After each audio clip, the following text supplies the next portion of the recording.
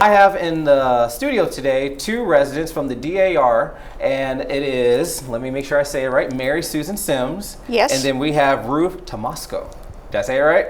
Right. Perfect. So first, we're here to recognize Constitution Week, and so they're going to talk to us first, introducing what DAR is, and then we're going to talk in recognizing the Constitution Week. So who wants to start off telling me what DAR is?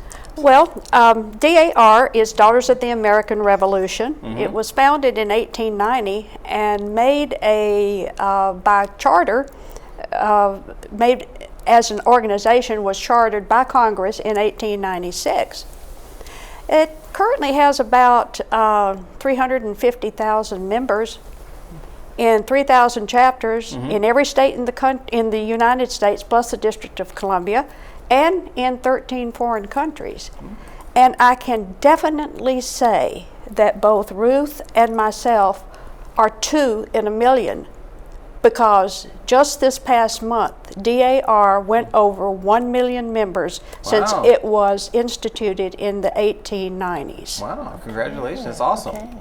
And our George Mason chapter meets here at Green Spring. We're coming up on our 20th anniversary in October of 2020. It was organized by Green Spring resident Meri Elizabeth Sipe. We have 111 members, and it not only has residents as members, but off-campus individuals are free to join as well. And we have appreciated the support that Green Spring has given us over these years, coming up on now 20 years. Constitution Week is basically celebrating the week that the Constitution was developed. And the DAR chapter does this every year. And you will see some signs in each of the community centers here at Green Springs. There's a poster in each of the lobbies, and there are a couple of signs on each of the bulletin boards. But we encourage individuals to know their Constitution, to read it, help themselves and others understand it better, particularly the Bill of Rights, because it was George Mason who established the, in a sense, Bill of Rights for the Commonwealth of Virginia.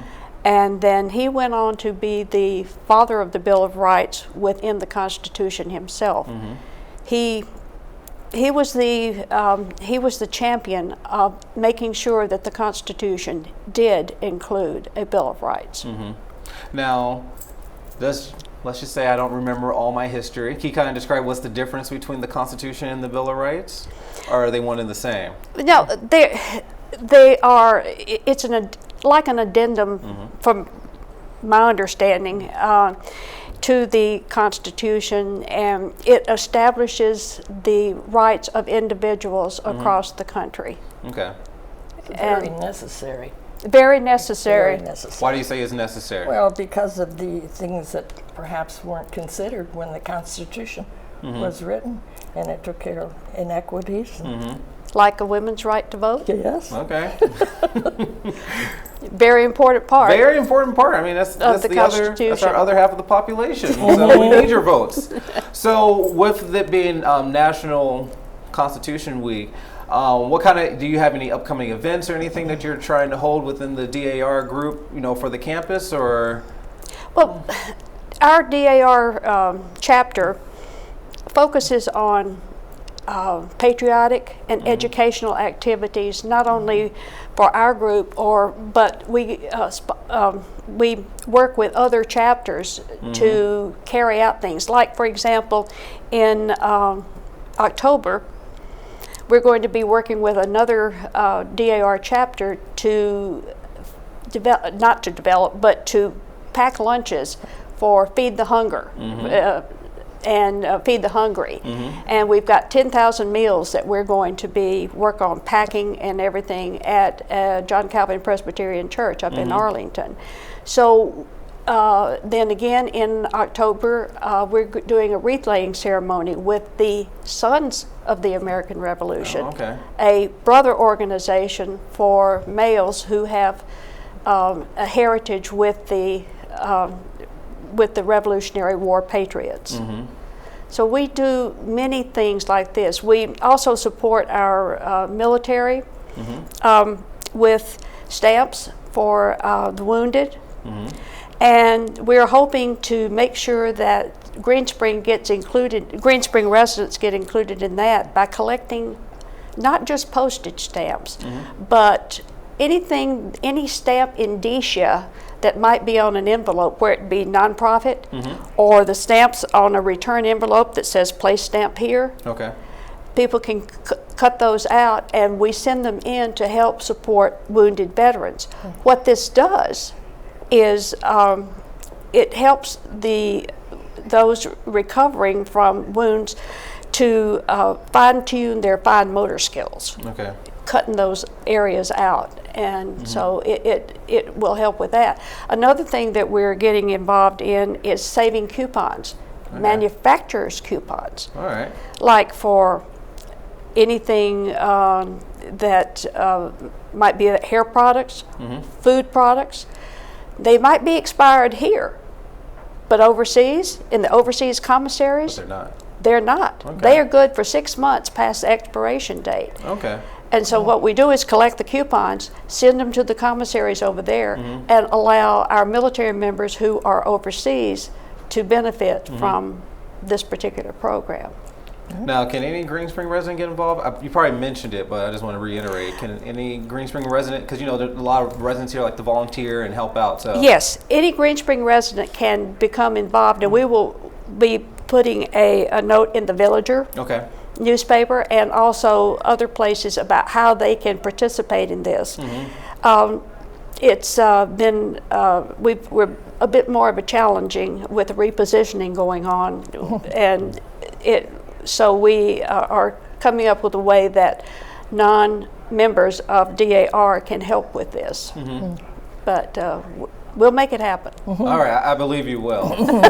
Now, Ruth, I know you wanted to touch upon talking about why you joined the DAR. Well, I want to give you the chance to do so. It started with genealogy and a nephew's wife who wanted to do her husband, my nephew's family tree.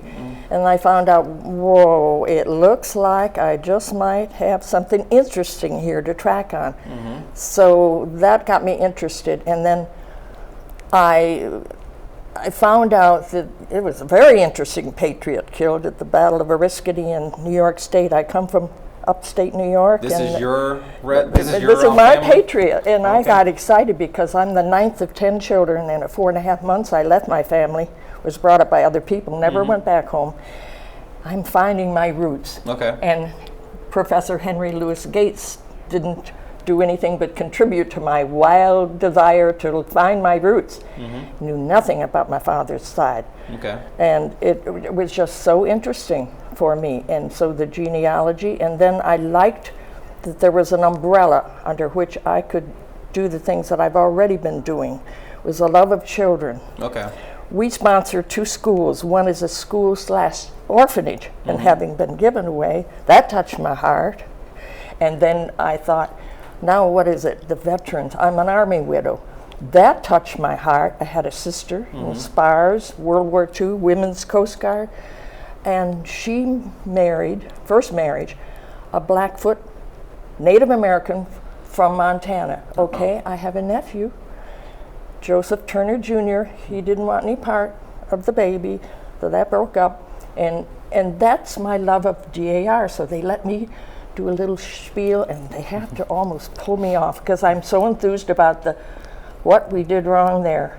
Before other people came to our continent as slaves, we were mistreating, and they let me go. I try to get it from a women's point of view, and there are a lot of great women in the Native American population. So I just love that. And then, let me see, it's I don't know, it's just everything under one umbrella that I like. And as I say, the veterans and the women's veterans, and the schools and the Native American, that's about it. But a love of history would have kicked it off for me. And I found out, my goodness, I knew about my mother's side. Yeah. And the grandfather, not great, no greats here, great came through the Shenandoah Valley with the Union Army and General Sheridan. So you have to just kind of zip that way back when in Virginia. I sent my little boy to school and I said, well, she wants to know about the Civil War. And I said, you have a great grandfather. That was not great, didn't go over so great in Virginia way back when. I'm 85, so this is a long time ago. Yeah. And this little guy, he said, I'll never forgive you, Mom. But it's what I believe in, Avan. It's what I believe in, all under one umbrella. Now, we're running low on time. And That's okay. I just want to say, can you, both of you, share with me what the Constitution means to you? I just want to make sure we stay on the focus of it being Constitution Week. What does the Constitution mean to you? Without the Bill of Rights, not so much. And we can't throw out law, though. For everyone wants to keep changing it, keep changing it. But if there's a really dire need to change it, by golly, what are we doing not changing it? Look how long it took to get things cleaned up, what we promised. What about for you? It's who we are. It's where we need to be. And where we should be going. It's that guidance, and we should not falter from it. It's our rock. I'm currently reading a book, and it kind of talked about the importance of a constitution within a country, and it says basically it's the blueprint for the country. And I like that kind of good analogy. That sentence that the author wrote, that it's a blueprint for the country and it's a blueprint for the way the citizens live in that country or in that state or wherever they're at. It's kind of a roadmap for them to live by. And if you don't know where you've been, how can you figure out where you're going? Sure. You know, and Avan, now you hear a lot about it, you know, just leave it alone, leave it the way it is. But I envision it as a moving, breathing thing. When there's something needs correcting, have the bravery, have the honesty, and have the goodness to change it. Just like the Bill of Rights. I wish we had more time. Terrence and I were talking about changing things and stuff this morning, getting prepared for the show. But unless you have any last minute statements you want to say before we go? Well, I just would say that many of you many of you ladies have an ancestor that was waiting in part of the Revolutionary War. Come join us and let us figure out exactly how it fits into your life and help us out. All right. So you've heard the call, Green Springs. So thanks for coming on the show, you ladies, and I hope you have a great day and enjoy Constitution Week.